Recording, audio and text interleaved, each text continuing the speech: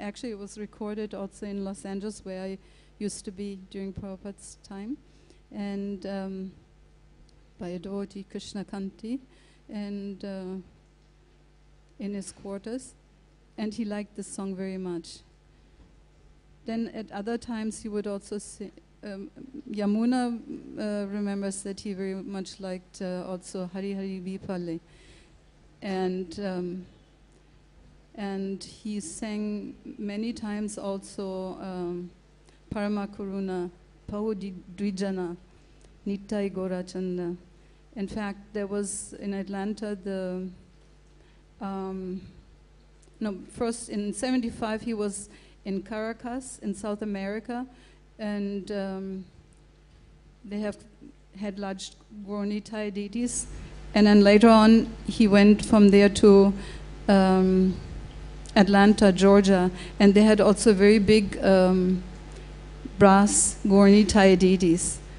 And in both places he was singing Parama Karuna, and he was barely speaking a few sentences, how merciful Lord Nityananda and Chaitanya are, that they have come to reclaim the fallen conditioned souls.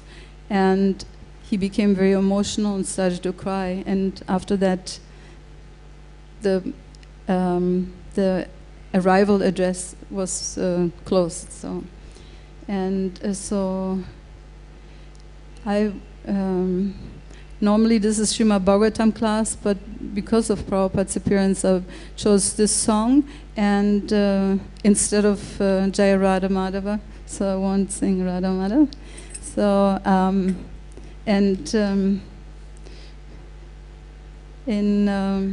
instead of a verse from the Srimad Bhagavatam, I was just choosing one verse from the Bhagavad Gita, which describes the characteristics or qualities of a pure devotee.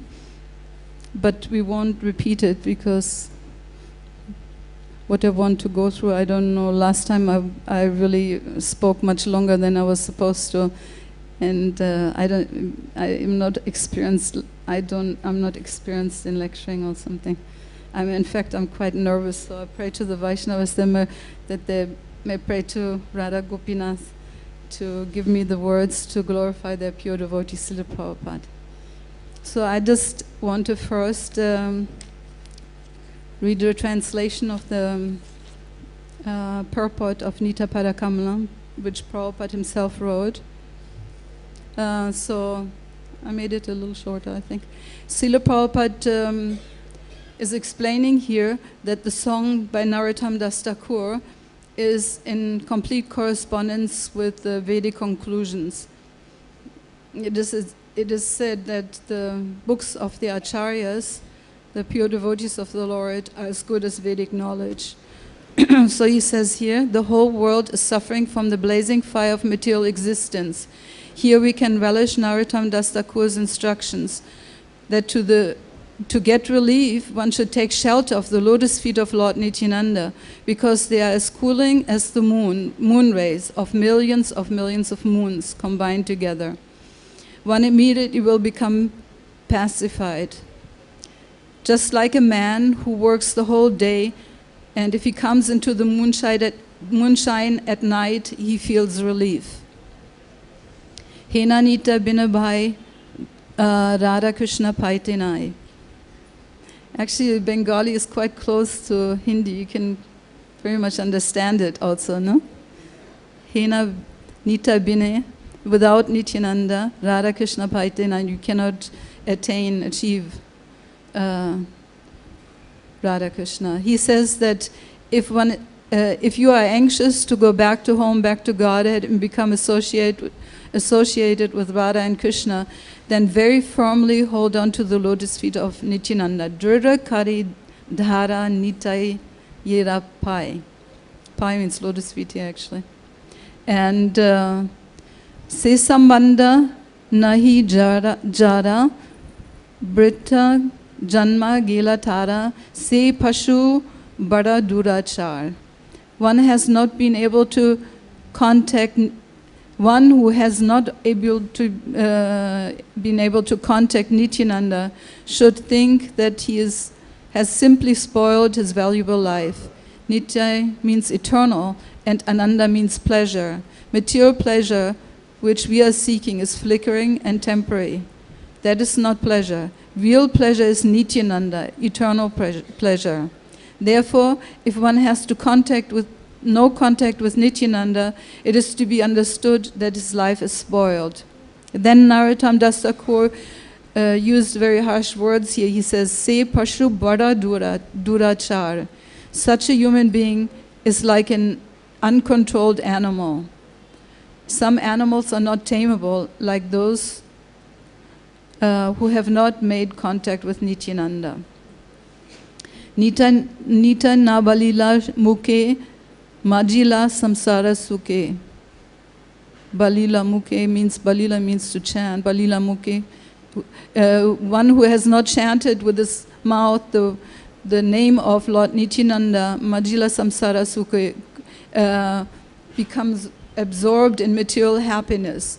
One who never uttered the holy name of Nityananda, but instead becomes merged into material happiness, Vidya Kule Kikari Betara. Vidya means education and Kul means family or nationality. Such a person does not know that his education, family tradition and nationality cannot help him at the time of death. He will be forced to accept another type of body, even non-human. Ahankara matahai nita pada pasariya. Being maddened by false prestige and bodily identification, one is thinking, oh, who is Nityananda? What can he do for me? I don't care. In this way, one forgets Nityananda, asatyera satya karyamani. And the result is that he accepts something temporary to be real, permanent, like this body, for example. So nityera karuna habe braja Radha Krishna pabe. If you're actually serious about going back to home, back to Godhead,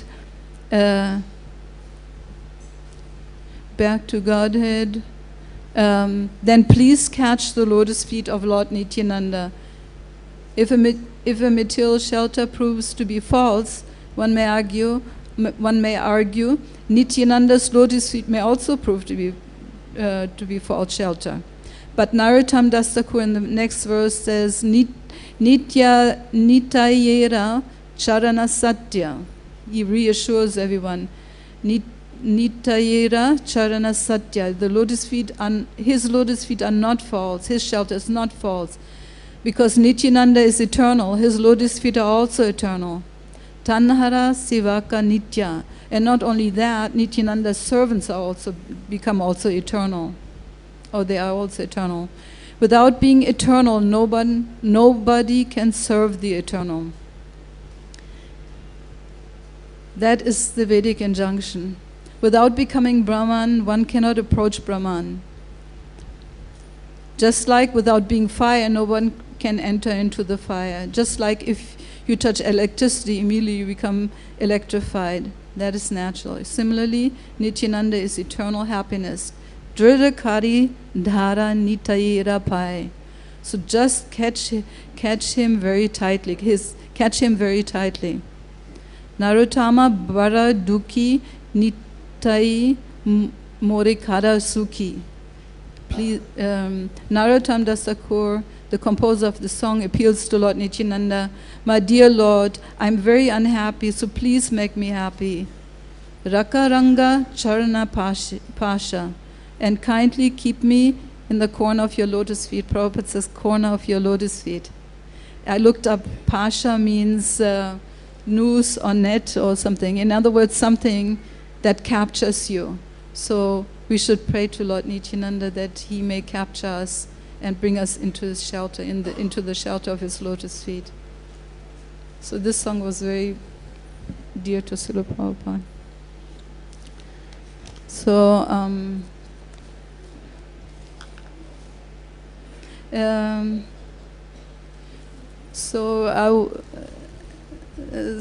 just like it is said, sometimes to worship someone or glorify someone, just like in case of the Ganges,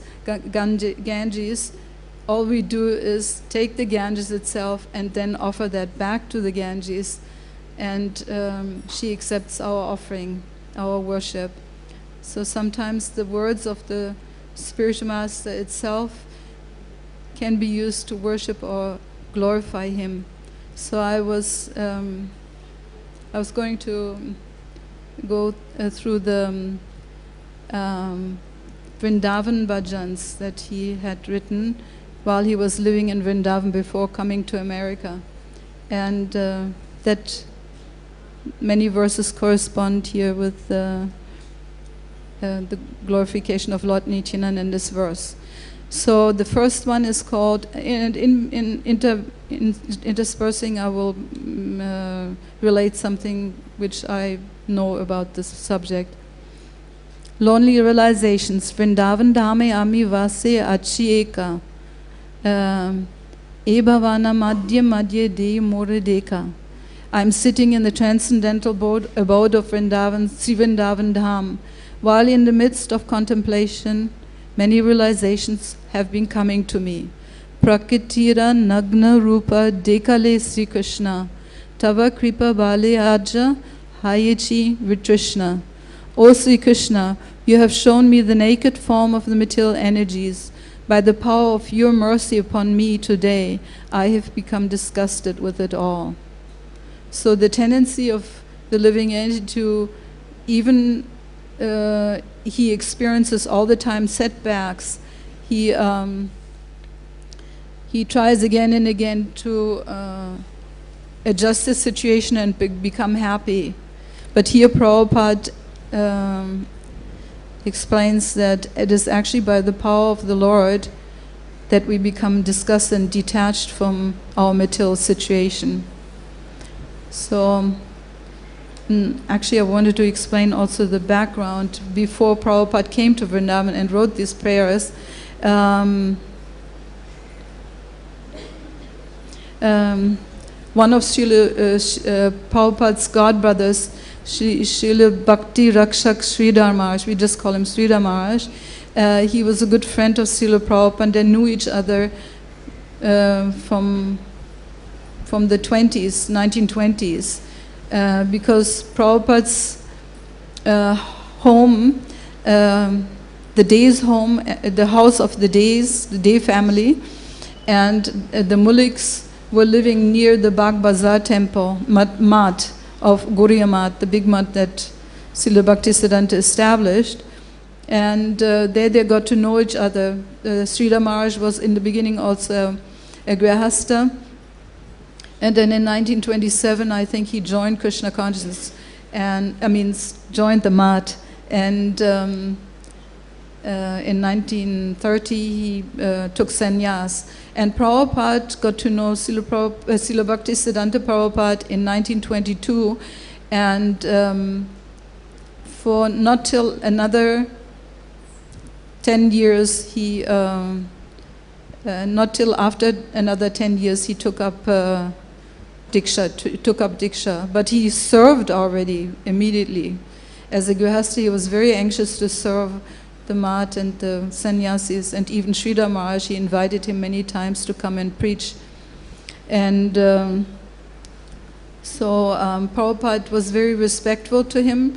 He liked his association because he was an advanced Vaishnava. And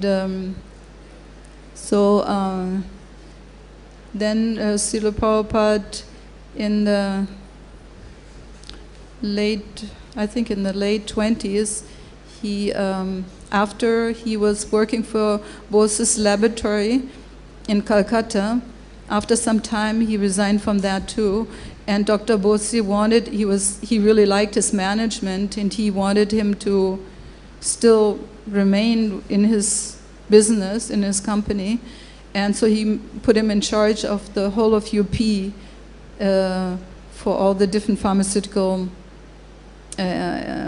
businesses of the Bose laboratory. And Prabhupada used to travel to different places there. and but he made his headquarters in Allahabad, and he called that Prayag Pharmacy. And so I think it was about the late 20s and then into the 30s, he was, for round about 8-10 years, he was living in Allahabad. So in 1933, he became initiated by Srila Bhaktisiddhanta in Allahabad. And they had a mat there, and Srila Prabhupada actually donated the Rup Sanatan Gauriya Mat, I think it is called. And because that was the very holy place where Chaitanya Mahaprabhu instructed Rupa Goswami in the teachings, in his teachings. So, and then from there sent him to Vrindavan to establish temples, write Vaishnava literatures, and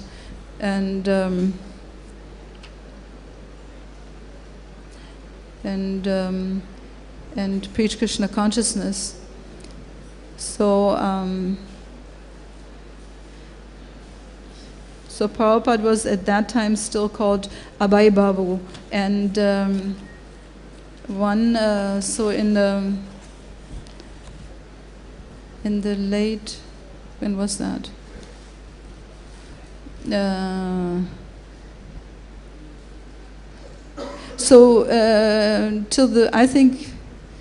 Till the beginning 40s or so, he was in Allahabad, and then while he was traveling to different pharmacies in UP, his servant robbed his pharmacy, and it was said that the loss was unrepairable.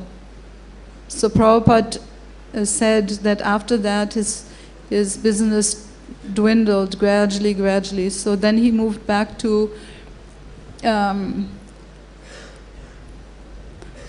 was that? Then he moved back in the early 40s to Calcutta, and then he was living at Sitarkanti Banerjee Lane, and he had two adjacent houses, apartments, and one was for his family, the other one for the business. And on top of the business, on the first floor of the business, that apartment he was giving to the Gaudiya Math. So at that time, Srila Bhaktisiddhanta had already passed away. In 1936, he had passed away. So Sridhar Maharaj, then there was a disturbance in the Math, in the Gaudiya Math, and everyone kind of segregated. And Sridhar Maharaj opened up the Chaitanya, what is it called? The Chaitanya Saraswat Math, in Navadvip. So he was in Navadvip, but Prabhupada would call him to Calcutta for preaching engagement. He himself would make all the preaching engagements, and he would call him, and other Gauriya Vaishnavas also from the Gauriya Math, and he would serve him. He would usually introduce Sridhar Maharaj, and then Sridhar Maharaj would speak, and another devotee would raise funds, etc. So they had a whole team like that. And then later on, Prabhupada was also in Calcutta for some time. In Bombay here for some time. And even Sridhar Maharaj came also, and they were preaching together. And Prabhupada was so expert in... Actually, Sridhar Maharaj was saying that Prabhupada was very expert in establishing, he remembered that he was very expert in establishing Siddhanta and give very logical arguments, very convincing arguments. He himself was such a good preacher, but he was always standing in the background and letting the sannyasis preach. That was the etiquette anyway. And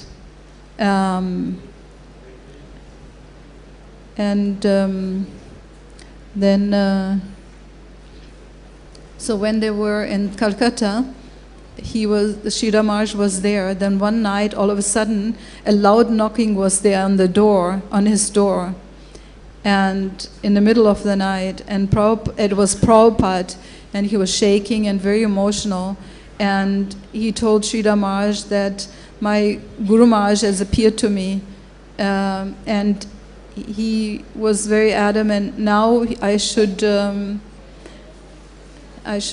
give up my family life and I should take sannyas.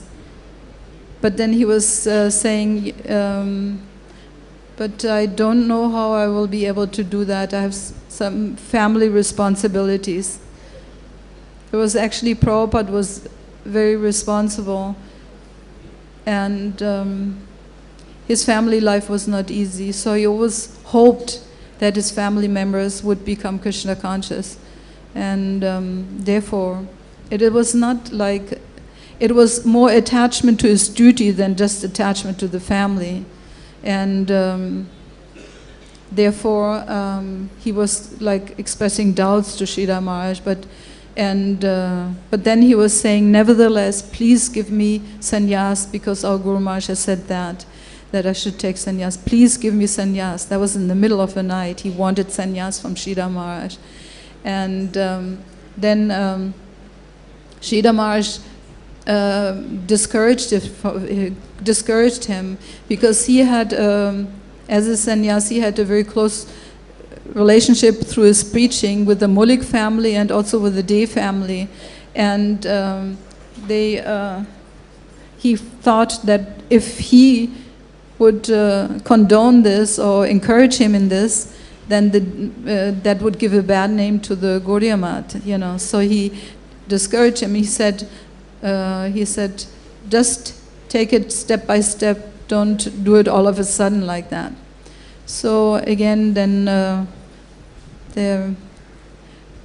some time went by, and then in 1950s, in the early 1950s, in 1950 only, he came once again in the night to Sridhar Maharaj and knocked loudly at the door. And again, he was expressing, this time Srila Bhaktisiddhanta was very urgently saying that he urgently should take up now sannyas and leave his family life, you know. And he was, it was very an urgent message to him. And Srila Prabhupada himself said to Sridhar Maharaj, I'm now convinced, I will not doubt anymore. I want to become sannyas. Please give me sannyas. And again, Sridhar Maharaj was saying, no, why don't you first take up Bahudak and, you know, the different stages of, you know, where you still first live nearby your family, and so that they can become gradually detached, and then it will be easier. But Srila Prabhupada said, no, this is not my desire, it's our Guru Maharaj's desire. So then he only said that, and then he left, and because Sridhar Maharaj wasn't going to give him sannyas. So then the next day, Sridhar Maharaj was saying the next day, there was a commotion outside, and his family members were, they were looking for Srila Prabhupada because he had left, abruptly left that night. And he did not take anything with him, no clothes, no prasadam, no money. He just left like that.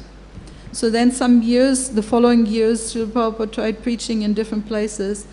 You know, he had, as I said, he had this business. He was the manager for the whole of UP for that company, for that Bolsi company. And in his travels, he got to know people. So I think because of that, he also tried to go. He was in Delhi also, and then he went to Jhansi also. And in Jhansi, someone offered him some property, but then later on that was actually a farce, and it didn't come through. So then Prabhupada was in Delhi. In Delhi he was alone. He was, since 1944, he was printing his Back to Godhead, and he wrote the articles, he printed the magazine, and he distributed also. He went he was all alone, and he was doing everything, personal things, all himself, the cooking, the everything he did.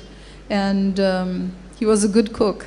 So then in Delhi, actually in Delhi was that incident with that, what do you call him, that bull that gored him into the stomach.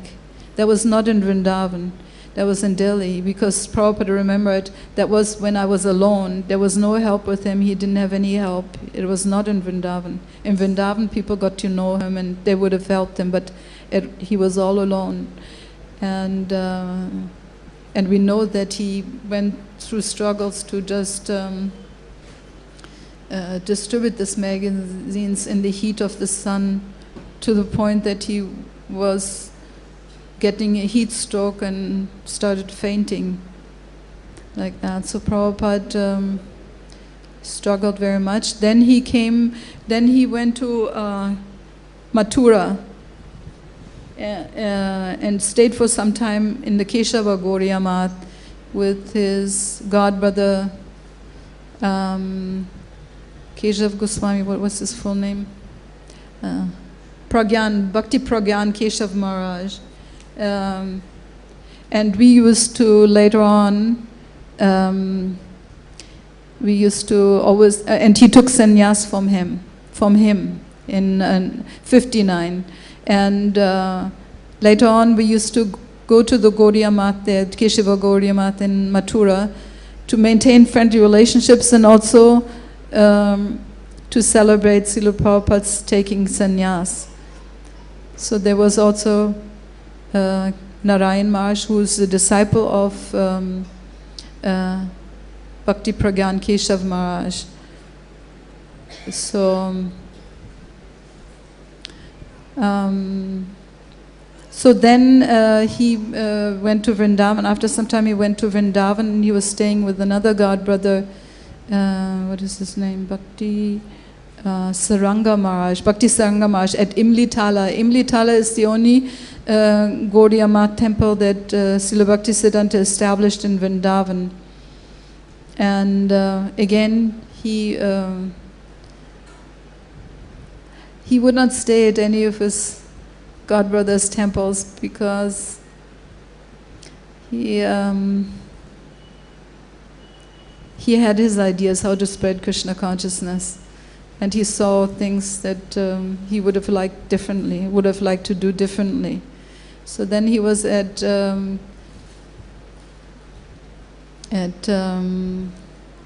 what is that place? Keshigat, at Keshigat for some time, and then afterwards in Radha Damodar. And in Radha Damodar he was writing these poems, these stanzas, and one of them is called Lonely Realization. That is, I started on that. Vrindavan Dhame, I'm sitting alone in the transcendental abode of Sri Vrindavan Dham, while in this mood of contemplation many realizations have come to me. O Sri Krishna, you have shown me the naked form of material nature. By the power of your mercy upon me today, I have become disgusted with it all. You have stated in Srimad Bhagavatam, I gradually take away all the wealth of those whom I show my favor. How can I comprehend such mercy? So when he says here, how can I comprehend this mercy? It is not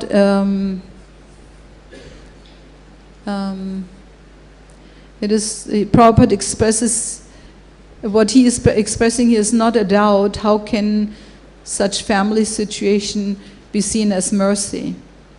Or that you're taking it away, how can that be seen as mercy? That's not what he's expressing. He's expressing, just see the Lord's mercy. It is so vast and full of love that it's hard to comprehend how vast it is. He's marveling at the fact how Krishna is giving him so much mercy and love. So then it says, Artahina dekhi more cherde che sabai kudumba atmiya ar bandhu janabai. Seeing that I'm penniless, Artahina, penniless, everyone has now abandoned me. My family, kutumba, atmiya means relatives, bandhu janabai, even my so-called friends. So Then Tadira Kabara Keba Debi Mora Bala Nama Matra Tadira Samsara Raya Raye Kela. Who will give me news of them? I ask you, tell me who. All that is left of this so-called family is a list of names. So now he is starting to contemplate on the philosophy of Krishna consciousness, and he's saying, Kehanahe Pita Mata Atmiya Swajan Sabai Fenara Mata Take Alpakshan. No one is actually a mother or father, a family member or relative. Everyone is just like the froth on the seawater, existing for a moment. Sometimes he also used the analogy that in the sea the waves clash together and seaweeds come from both sides, so they're for some time together and then again they're taken apart like that. So that is this analogy. Then the next one is eternal spiritual relatives. Atmiya sabai bhai atmara sambande atmiya nai hai maya maya gande. O brothers, all of us are actually relatives, but only on the platform of pure spiritual soul. These eternal relationships are not are not tinged with the temporary delusions of Maya. So,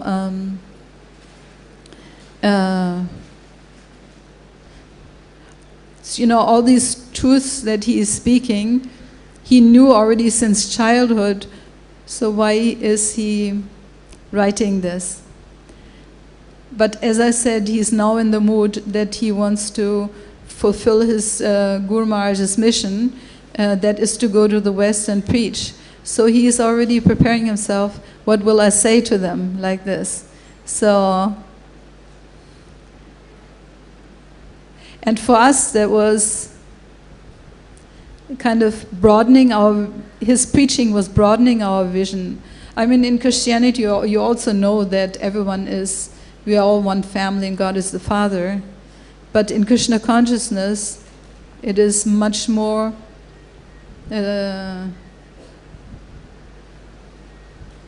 described how we have relationships with each other. So then it says, Krishna buli se jiva bhogavancha kare maya ra samsara thai japatiya dhare. Forgetting Krishna, the living entity desires personal enjoyment separate from Krishna. Thus the spirit soul enters the temporary material world and falls into the powerful clutches of Maya. So I was always wondering what this Japatiya Dhare means. And because it comes a lot, and I saw it was always in connection with Maya, so, or the illusory material energy. So then I looked it up and it means, Japatiya means the grip of Maya. And dhare, dharankana, it's like in Hindi, means to hold. So Maya, what she does is she grabs the living entities and then she holds on to them. She does not let go of them. So,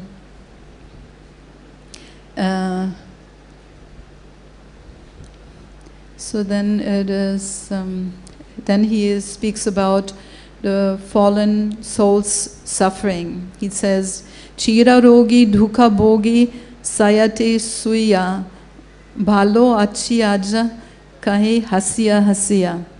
A chronically ill patient lies upon his bed, sayate, suya sayate, lies on the bed, miserably suffering intense pain, but he smiles and laughs as he tells the visitors, today I'm doing fine.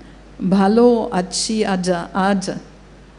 And he elaborates on that. I won't read all the verses, but he sees the ridiculousness of this trying to continue in material existence with temporary relationships like that. So then it says the gift of bhakti. E Rupa Brahmanda Bhari Karaya Brahmana Guru Krishna Kripai Pai Bhakti Nityadana, he says. He calls it here Bhakti Nityadana. In other words, he calls it the treasure. He doesn't call it the Bhakti Lata beach. I mean, it's a quotation, you know, so from the Srimad Bhagavatam. And in this way, the fallen souls wander. And this again mentioned also in the Chaitanya Charitamrita. That was in this way, the fallen souls wander throughout the egg-like material universe, and eventually, by the causeless mercy of Guru and Krishna, they receive the eternal treasure of devotional service. So.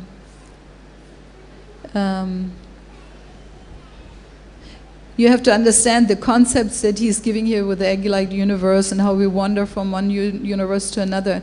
That was a totally new concept for us, because in the Christian theology, the living entity is explained to have one life, and in that life, he's been tested by God for whether he's qualified to go to heaven. If he does not qualify, then he goes to hell. So it is one lifetime, and then hell and heaven eternally. You can imagine how relieved we were after we heard the philosophy of Krishna Consciousness from Prabhupada, that we have many lifetimes in which we can, I mean, you know, we don't want to have many lifetimes, but at least we don't go to hell. We continue and we can improve ourselves like that. So, and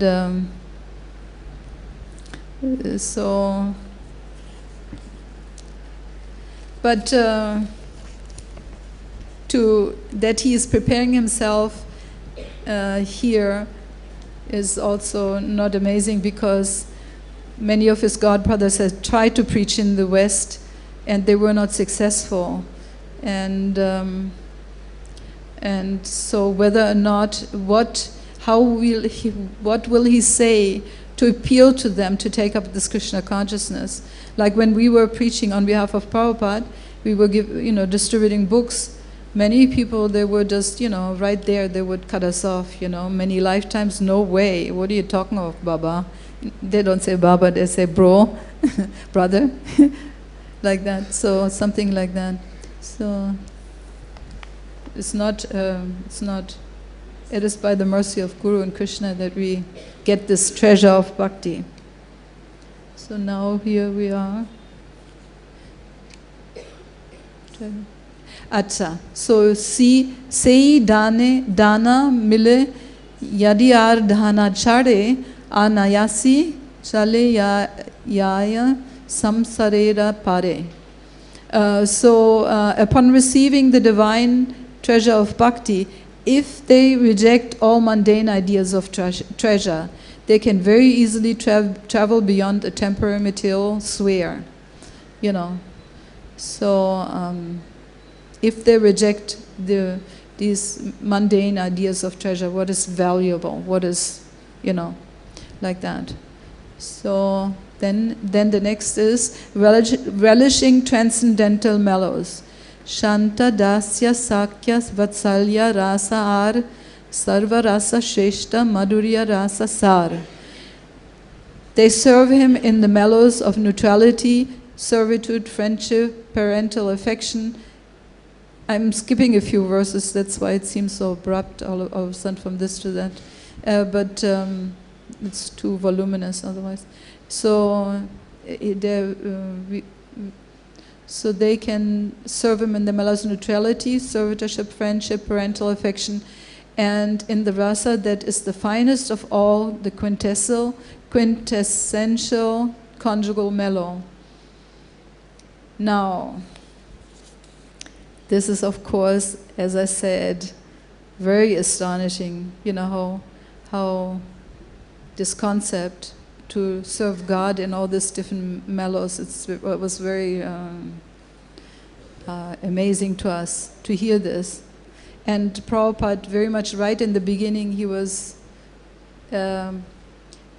writing the Krishna book, so that, that because he was always thinking, I had already 2 heart attacks when I came, how long will I live? At least they should have this Krishna book so that they can understand what the relationship, what Krishna came for, to show us his relationship with his eternal associates, and how we can also become part of that family again, to give us this concept and understanding like that, how Krishna relates to his eternal associates and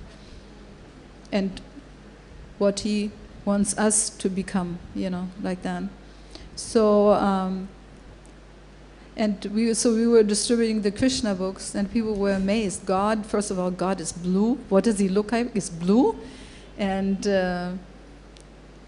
he has all these relationships, And then we would reverse it back and would say, actually, all the relationships we have in the material world are the same, no?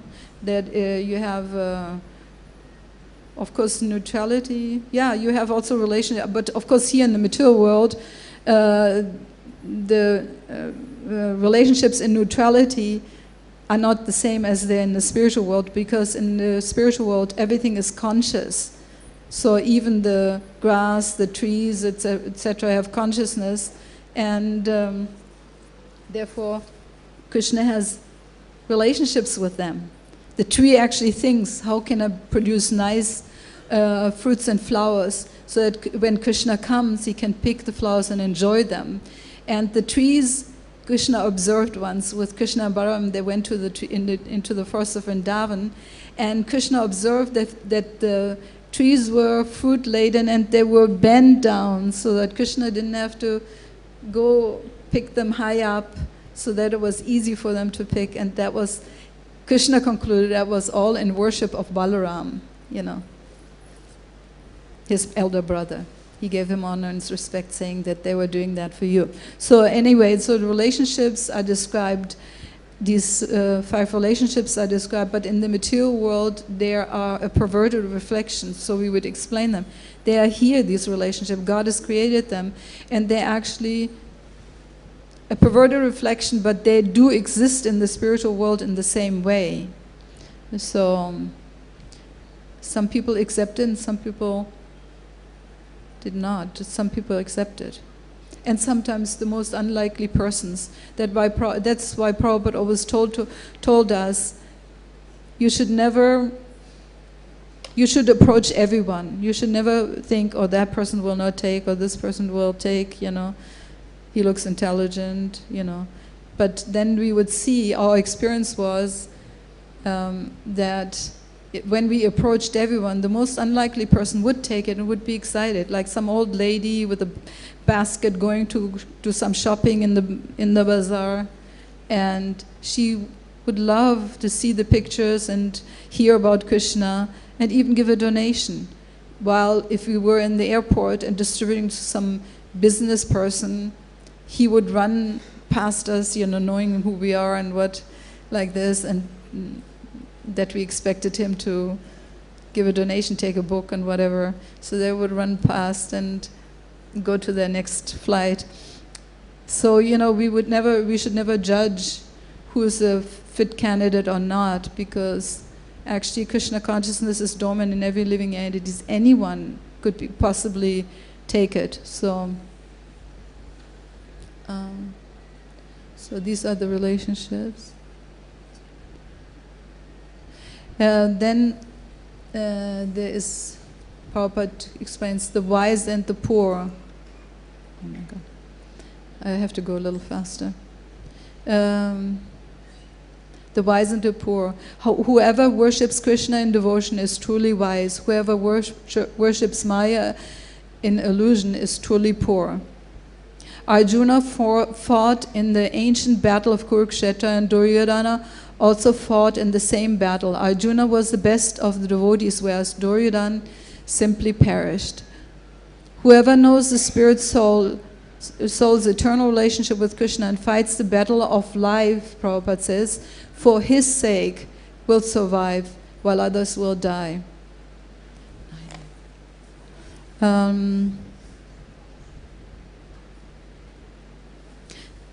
Bhagavad Gita is really the finest knowledge, as we discovered when Prabhupada taught us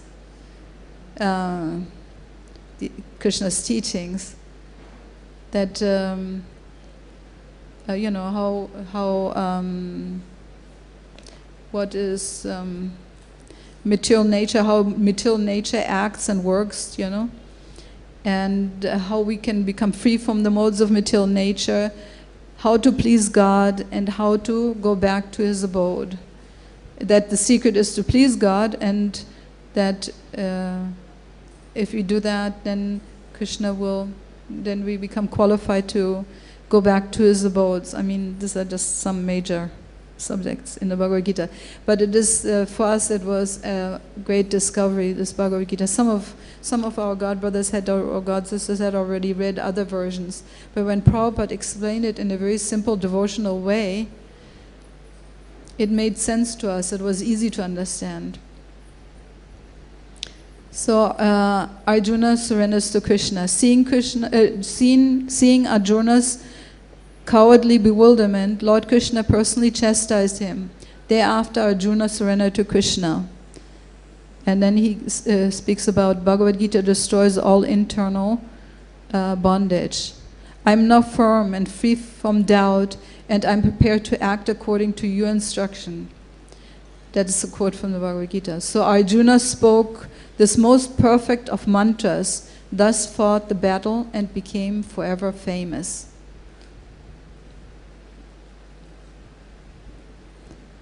You can see Arjuna is his hero also. And Prabhupada became a hero like him. And he was our hero. Arjuna was fighting because he was a Kshatriya, that was his service to Krishna. But Prabhupada was a sadhu. And how did he fight for Krishna? He verbally fought by destroying ignorance, and he did that in a very expert manner. And we would always watch him, what he would say to people. You know, so he sent us right from the beginning out on Harinam Sankirtan, and we didn't have big books to distribute at first, except actually we did have the Bhagavad Gita, the abridged version. And we had the BTGs. That was in the beginning our media to preach, by which to preach.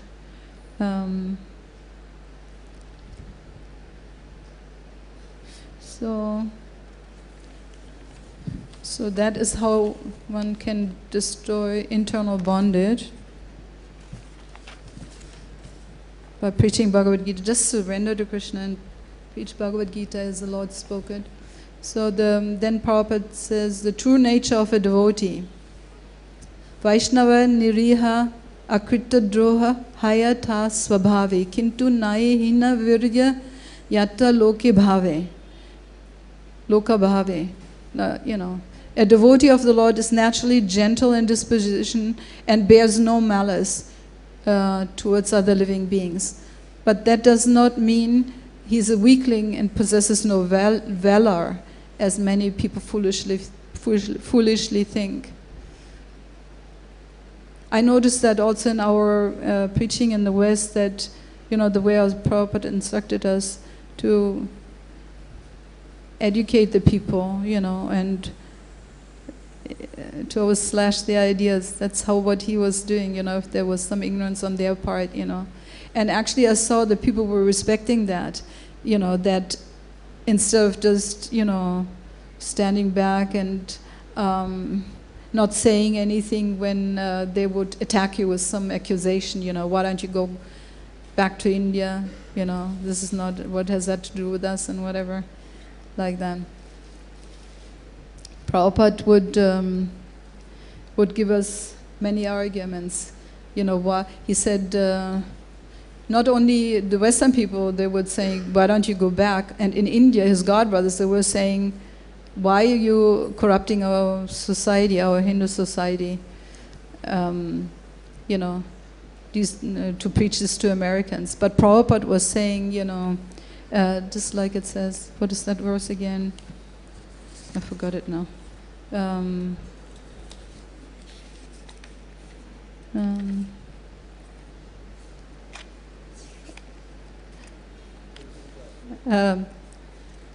No, that it is. If I had the mental strength, then I would recall on it. I know it, but it is. Okay, let me concentrate.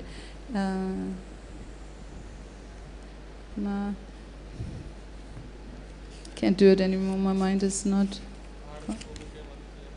Huh? No, that it is within every living entity is naturally situated. Shravanadi Shuddha Chitte Karaya Udoy. Krishna Prema, Nitya Siddha Krishna Prema, Sadhya Kabunai, it's not artificially imposed. Shravanadi Shuddha Chitte Karaya Udoy. So it comes naturally, it will be recovered or comes out naturally when you practice the 9 process of devotional service. So he gave us that as an argument. He said, just see, Americans and everyone, they are becoming Krishna consciousness because they're naturally attracted to it because it's already in them, like that. It's not an artificial imposition. So, at that time, this sloka comes from the Chaitanya Charitamrita. The Chaitanya Charitamrita wasn't even printed. So Prabhupada, in an arrival address in 75, he was speaking that, and I was very impressed because we were new devotees. Immature devotees, like that. We were only 5 years in the movement, and we were distributing the books, and then sometimes people, one after another, would say, why don't you go back to India? Why don't you go with your guru and whatever, say all these things, and we would become discouraged, we didn't know what to say, that it is. Then we were sometimes doubting, well, is this really artificial? We are trying to push ourselves on others, or what is this? And then Prabhupada was saying this verse, then we were reassured, no, it is natural, it is in every living entity, so we were trying to persist in our preaching, now we had Prabhupada's arguments at hand.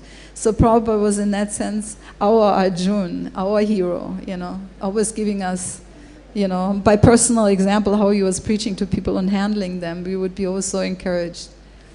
So it isn't so a devotee is not a weakling. He steps forward and gives arguments.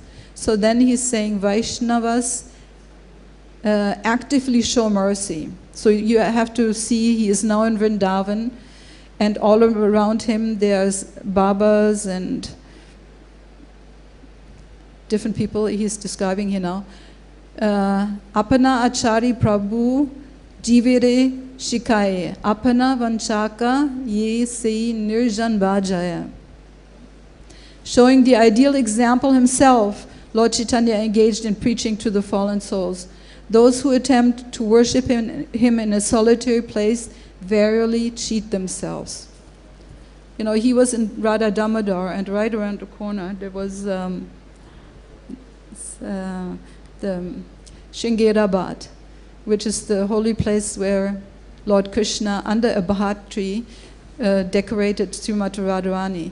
And later on, when Nityananda came to Vrindavan, he sat under the same tree and he was meditating. So, okay, that goes into the next verse. So there was a group, they called themselves Nityananda Vamsh, and they were doing all this, worship, tuning into all the esoteric subject matters of the divine couple, etc. And they were not preaching like that. So Jagat Bariya Gela Jagai Madhai Nityananda Vamsha Baraya Shishya Sampradaya. The whole world has now filled up with countless Jagais and Madhais needing deliverance, but many in the lineage of Nityananda are simply busy increasing the number of their disciples, their followers. So that is, as I said, the Nityananda Vamshi is referring to here. And interestingly, Nityananda himself was married and had one son, what is his name? What is his name? Virabhadra. And this Virabhadra did not marry. He didn't have children. He became a Goswami.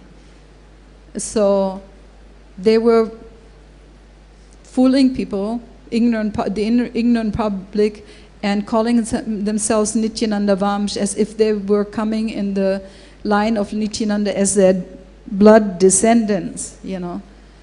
They were disciples, and like that, but they were not actual descendants, and they cashed in on the ignorance of people, and then Prabhupada says, eating, sleeping nicely, enjoying the good life, they remained free from personal inconvenience. But for a true Vaishnava, it is unacceptable to live without actively showing mercy to the fallen souls. So these two verses are filled with the expression of struggles between the Vaishnava Sampradayas and deviant Sampradayas since the time of Chaitanya Mahaprabhu and Nityananda Prabhu. Just like Prabhupada said, Nityananda himself preached. Chaitanya Mahaprabhu himself preached. He gave the example. Nityananda, he delivered Jagai and Madai. And so if you call yourself Nityananda Vamsh, then you should do that very thing that you have learned from Nityananda, that is to preach. But instead of that, you're living there comfortably like that. So this lineage of Nityananda Vamsh here refers to a group of priestly persons. They were claiming that they were descendants of Nityananda. Actually, as I already said, so these Nityananda Vamsh Gosais were claiming that their order has by birth the exclusive right. Jai Sisi Radha Gopinath ki Jai. They were saying that by birthright, only they had the right to for exclusive right by birth for devotional service and to teach it to others like that. And this is all going directly against the order of Sri Chaitanya Mahaprabhu, who wanted Krishna consciousness to be preached throughout the world to all classes of men. Prativite acheyato nagaradi gram sarvatra prachar hoibe moranam. Sri Chaitanya Mahaprabhu said that my name will be spread throughout the whole world, my name and my teachings will be spread throughout the whole world to all classes of people. So, so this Goswamis is actually a title for the renounced order of life for sannyasis, but these Nityananda Vamsh people, they were actually grahastas, or not just Nityananda Vamsh, actually the Gosai families in all the major temples in Vrindavan. So that is another deviation, or, an impurity to call themselves Gosais when they are actually in Grihastha life. So during the Srila Bhaktisiddhanta Thakur's time, the activities were exposed. Bhaktivedanta Thakur's time, the activities were exposed because he defined 13 Appa Sampradayas as deviant, and he defined what their activities were, etc., so that the ignorant public could understand what they should avoid. And they were called Aul, Baul, Kartabaja, Neda, Daravesha, Sani, Sahajya. Sahajya we all have heard, that's a quite big group. Sahajya and Sakibeki, Smarta, they are the caste Brahmanas. Jati Gosais, they are these temple owners from the Goswami families. And Ativadi. Do you know who was an Ativadi? Srila Bhaktivedanta Thakur disheveled his activities. He claimed to be Mahavishnu, Bishikesen. And he claimed to be Mahavishnu. You have maybe seen by Bhakti True Maharaj that Prabhupada, what does he call it? Abhaicharan video. So that has that story, you can look it up. And the Smarta caste, I come to that in a minute. The Smarta caste actually were people, they were Brahmanas, and they can't even be called Deviant Vaishnava Sampradayas. I mean, even though some of them worshipping Vishnu, actually what they're Mayavadis actually in their worship, they follow the Mayavadis. That is the Panchopasan. They worship Shiva, Durga, Ganesh, Surya, and Vishnu. But even their understanding of Vishnu is not proper. They worship him, but they're not pure Vaishnavas because they consider Vishnu on the same level of all the others. You know, so it is, you can't really call them deviant Vaishnava Sampradayas. The Smartas are outright deviant Sampradayas. And then Gauranagari. Anyway, so then in 1911, Srila Bhaktisiddhanta Saraswati Thakur, at the request of his bedridden father, went to a 3-day meeting with the caste Brahmanas and Vaishnavas, and the Vaishnavas, these two parties, okay? And in the first day, he presented Prakriti Jan Kanda, which is where he gives many quotations from different scriptures in order to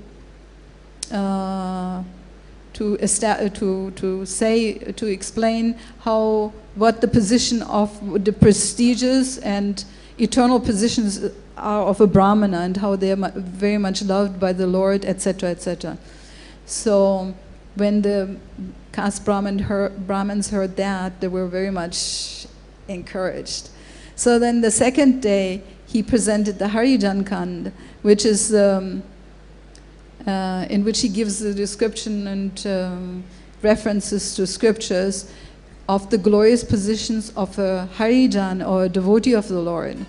So when they heard that, how much, you know, the Lord loves the devotees, etc., then they felt like, you know, because they were outright considering the Vaishnavas to be belonging to a particular caste. Like, you know, Vaishnavas can come from any caste, you know. That doesn't mean they are still these people from that caste, you know. They are, actually, they have evolved, you know, and just like Haridas Thakur, he came from a Muslim family, so Malacha family, so to speak, and he became the Nama Acharya.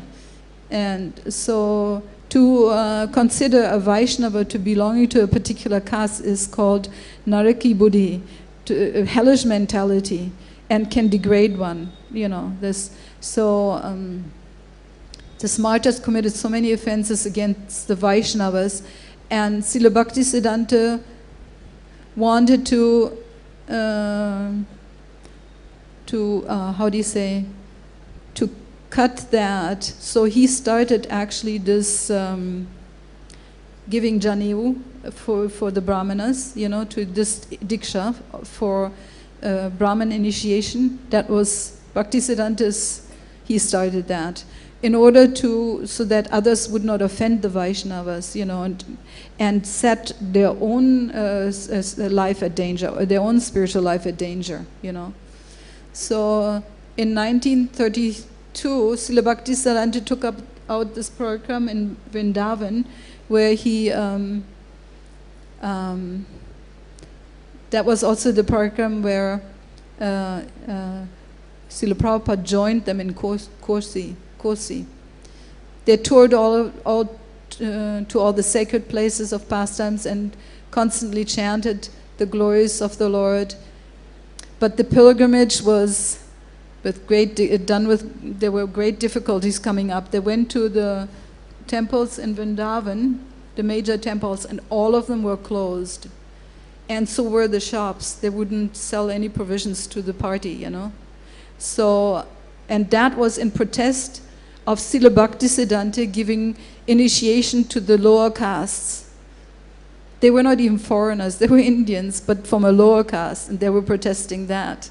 So you can imagine what Prabhupada had to deal with when he started bringing all the Westerners in. So, so the Jati Gosais, particularly Nityananda Vams, they went to the temples, they were all closed, and they couldn't buy any, and he had a large party. It was said that each night they would pitch up the tents, and it was like a whole city of tents, you know, like there were so many people there. And and what happened then, these caste Goswamis, they were so envious that, no, these Nityananda Vams, as far as, and they were the ones, I think, this time, they plotted to assassinate Srila Bhaktisiddhanta. They went to a local police and they bribed him. They wanted to bribe him for 25,000 rupees not to obstruct them to do this horrible act, you know. So, but that police officer, fortunately, he said, he went to Srila Bhaktisiddhanta and he said to him, this is what is happening. They're plotting to kill you. You be very careful. I mean, I'm a man, I'm a police, and I'm used to accepting bribes. And particularly in UP, people do that quite a bit. And so he said, but I did not want to get involved in killing a sadhu like this. So he rejected that. So it was foiled, that plan was foiled. And as far as I understand, I don't know if this was in Vrindavan, but then there must have been some other incident also, because both communities, the Mayapur and Navadvip communities and Vrindavan Mathura communities, both had all these upper sampradayas there also.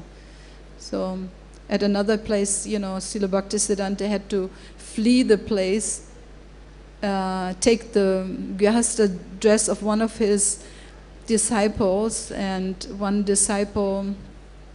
that disciple took the sannyas clothes of Srila Bhaktisiddhanta because he looked very much like him, to flee from some dangerous situation. So anyway, what are we doing here? It's a little late now, no? It has to end. Anyway, there's some more sweeter parts coming later in his contemplation. He is then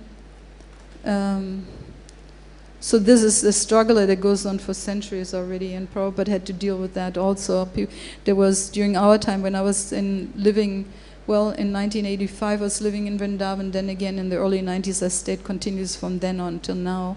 And in the early 90s also there were some people saying Prabhupada only teaches lower principles of bhakti. And all these Babas and all these Jati Gosais, you know, they all delve into the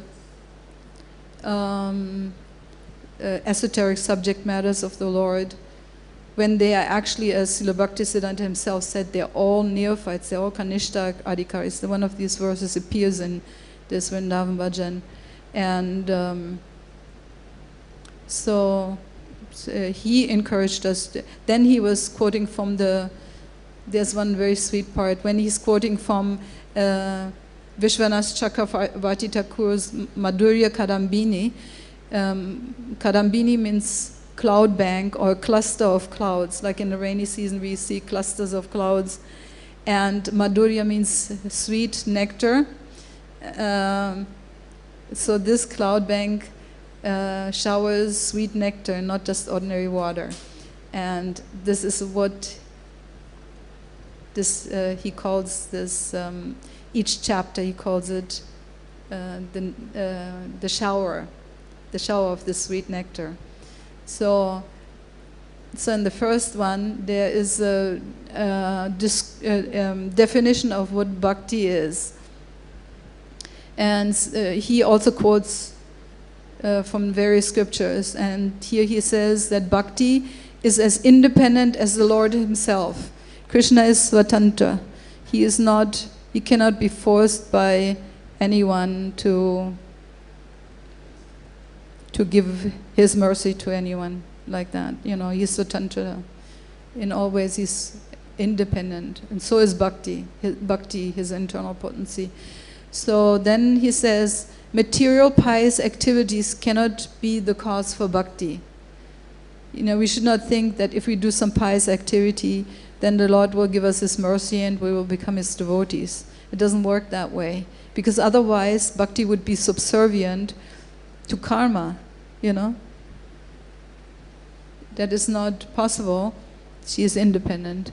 So the Lord's mercy also cannot be, and then he says the Lord's mercy also cannot be the cause for bhakti, for someone to get bhakti, because he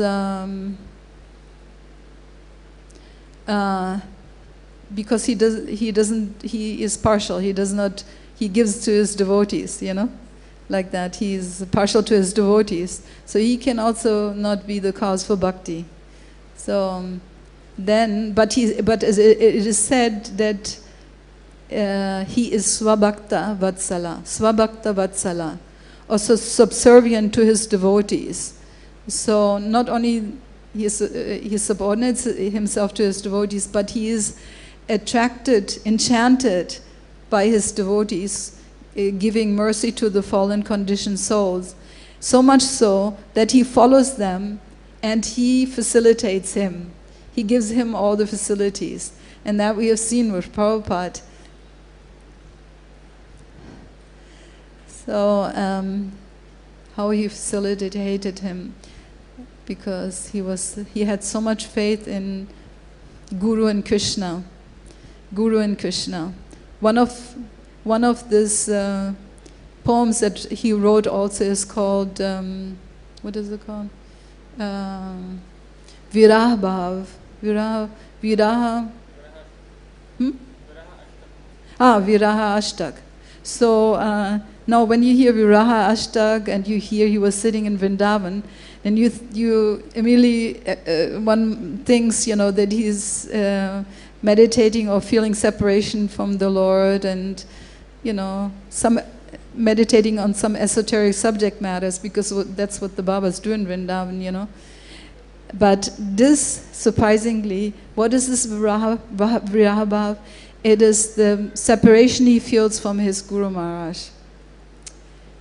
When I was meditating on that, I was just like, amazing. Prabhupada has so much faith in his Guru Maharaj. We can just learn from him, you know, like that. And the Lord himself, Nityananda, Chaitanya Mahaprabhu, how he preaches his message, how he has faith and sees what they are doing and is not bewildered at all, like these Babas. So, so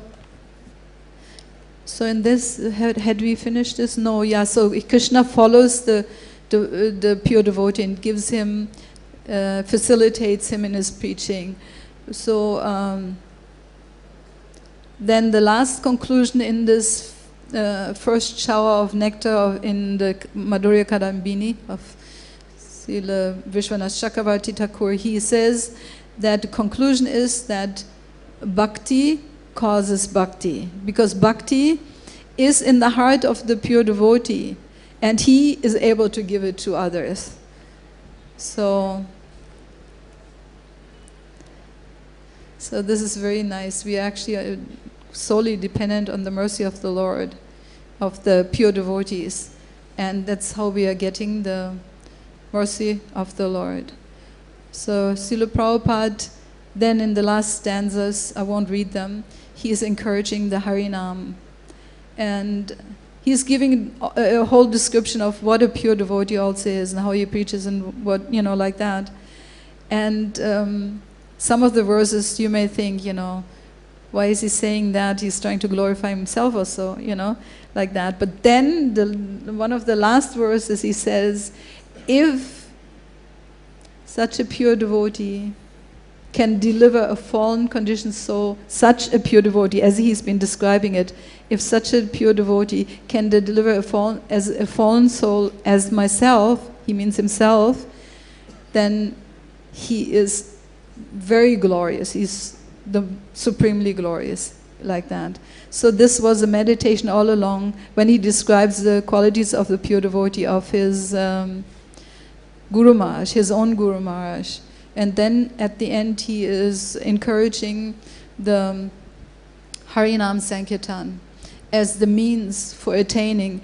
And the last verse is quite amazing, which is, I'm telling you why. Where is it? The last verse, I will read that to you. Here.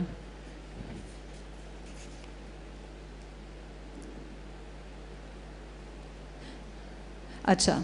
Kirtana prabhave habe smarana apani nirjana bhajana se hridaye takani. By the potency of that kirtan, kirtan, he was actually describing that kirtan, it should be Uchaswar kirtan, very ecstatic. Not just, Uchaswar means loud, but he does not mean just loud, he means Uchaswar kirtan, it should be ecstatic, So, such a kirtan, he said, by the potencies of such kirtan, the process of lila smaranam, remembrance of the Lord's daily pastime, will spontaneously arise. Only then the qualification for solitary worship within the heart will be genuinely attained. So, that was very reassuring to hear, because in the early 90s, as I said, there was one Vaishnava who was claiming that Prabhupada teaches only the lower principles of bhakti, and he himself was always and was saying that he was teaching only sadhana bhakti, but that Raganuga bhakti was the highest, like that. He was saying that all the time. And then they were reading also these esoteric subject matters. But actually that was a great offense against Srila Prabhupada, saying that, because he administered the medicine according to Krishna consciousness, the preaching of Krishna consciousness compared to medicine, because a materialistic person is considered to be a rogi, a patient. And giving Krishna consciousness is like giving medicine to the person.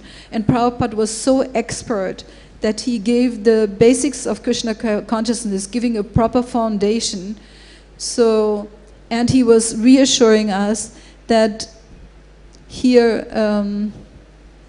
it comes on its own accord. It comes on its own. We don't have to make it an endeavor.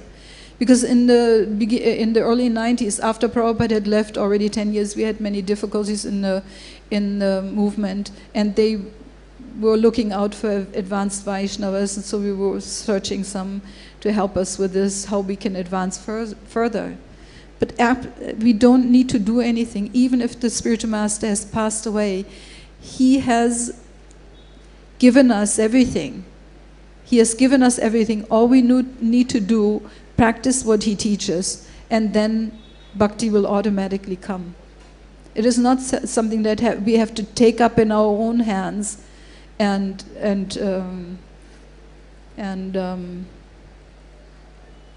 prescribe the medicine ourselves. That creates havoc, because we don't know what should be taken, how much should be taken, what the dose should be. We have to simply go by the prescription of the physician. So Srila Prabhupada is that physician, and he was a very expert physician, as we can see by all these descriptions. So I wanted to give my humble obeisances to Srila Prabhupada on his divine appearance day. because He has changed all of our lives, and He can change, even in His absence, He can change the lives of anyone who has faith in Him and follows His instructions how to take up Krishna consciousness. All glories to Srila Prabhupada. Srila Prabhupada Avirbhav Mahotsav ki jai. All Bhakta Vaishnav Vrind ki jai.